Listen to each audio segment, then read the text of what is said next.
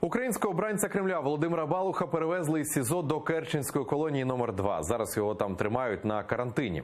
Перед етапуванням окупаційні силовики дозволили засудженому зустрітися із дружиною Наталею. Вона розповіла, що чоловік змарнів. У нього загострилися хронічні хвороби, однак Володимир намагається триматися бадьоро.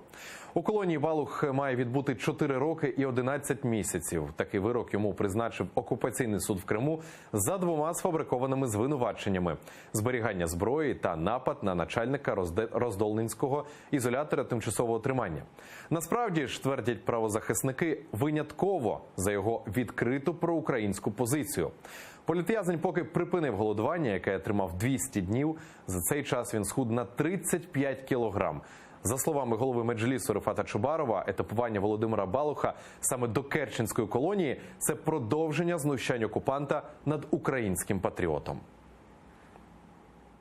Будем надеяться, что состояние нормальное, потому что других новостей пока нет. Я думаю, что сейчас надо адвоката к нему съездить, пока он на карантине, запускать не будут.